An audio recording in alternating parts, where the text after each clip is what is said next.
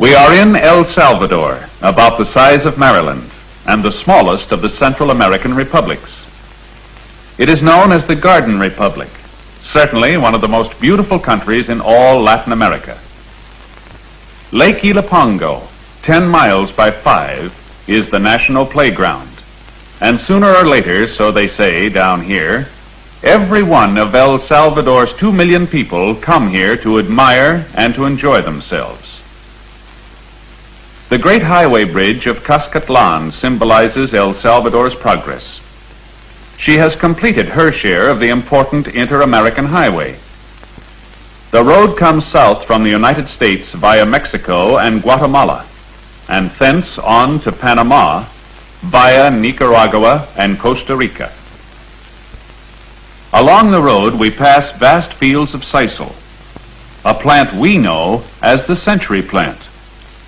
In El Salvador's semi-tropical climate, sisal grows lush and strong, as do the weeds. From sisal we get the tough fibers that make cord and rope. It is an important crop to all Salvador.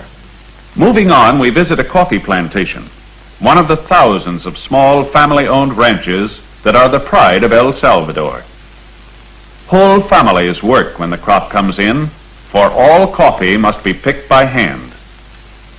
When the price of coffee is high, the people of El Salvador are prosperous, for theirs is one of the world's finest coffees and the most important crop in the country.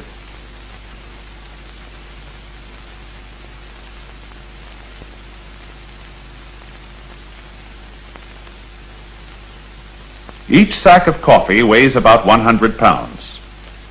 The men carry the sacks to the packing plant, where the work of making the coffee ready to ship is done.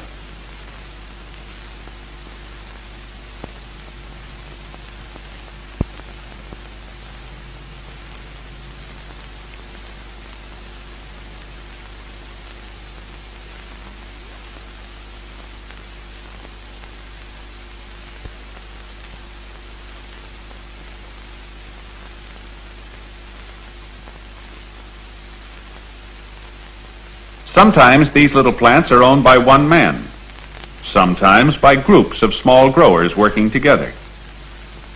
The washing of the coffee is important and always must be done in running water. The work is not easy.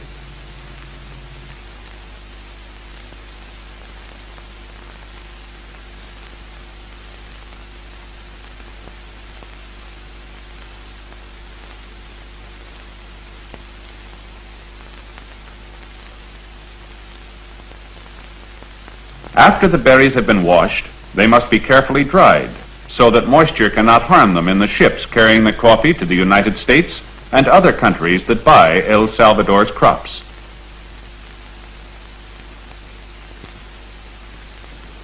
The coffee must be turned over during the day so that the sun can dry the berries evenly. Before the coffee can be used, it must be roasted. This is done after the coffee reaches its destination. The reason? Every country prefers its own method of roasting, which affects the flavor of the coffee.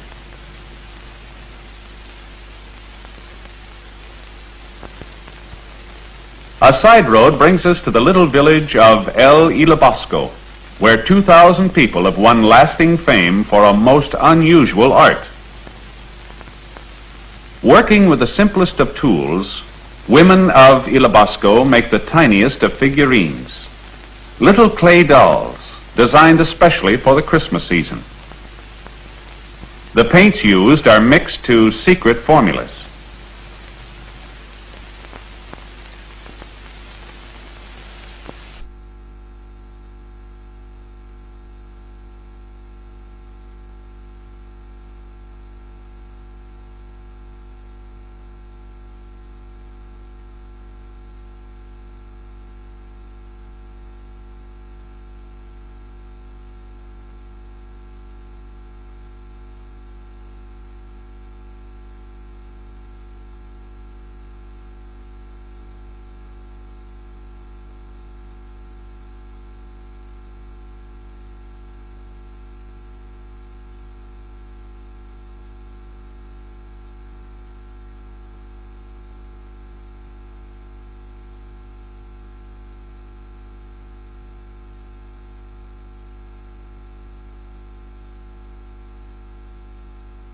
Very, very small the figures are.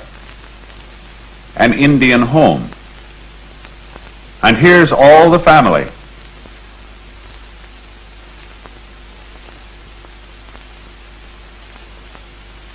Aha! Superman, who is just as popular in El Salvador as he is at home. Cowboys. Market Day, the tortilla man. The fruit sellers. A market day group.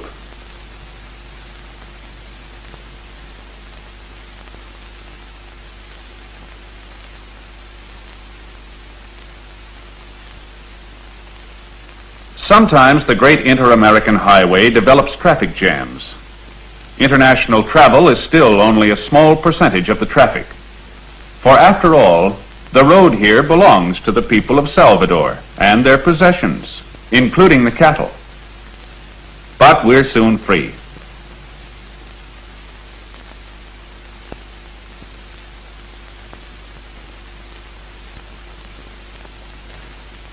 We stop at Tecla to visit the College of Santa Cecilia and to see the work that has won acclaim for its teachers and students.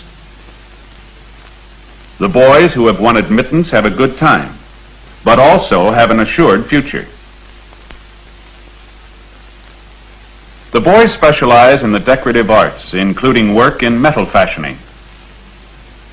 At the forge, they put to practical use their preliminary work in design, learning to shape metal and to weld it. Throughout Latin America, there is a constant market for artistically done wrought iron, and a master at the trade never lacks for work.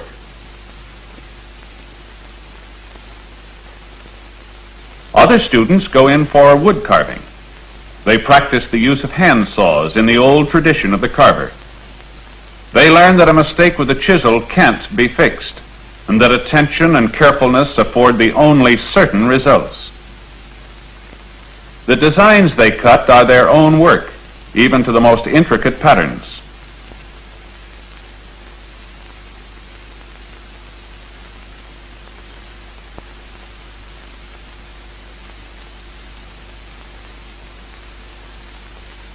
Assembled, stained, and finished.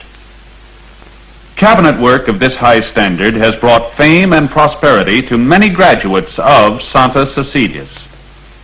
Not every boy can qualify for this work, for the master craftsman must know all the branches of the trade, including the finest inlays. It's only a short run to San Salvador volcano, and to San Salvador itself, the capital city. Here live 165,000 people in a valley half a mile high, where earthquakes are taken as a matter of course. The National Palace was built to withstand the most severe shocks. A ride through the city reveals how modern San Salvador has become. The city is more than 400 years old, far older than any city in the United States.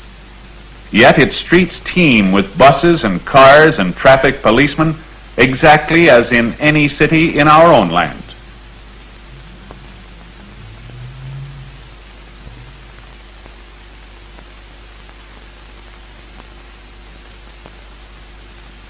The house windows are a bit different. Always they are barred, in the old-time Spanish way.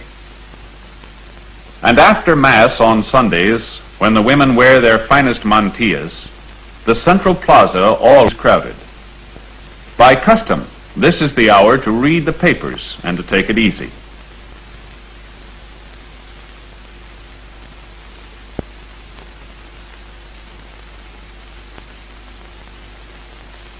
Good luck to our good neighbors, the people of El Salvador.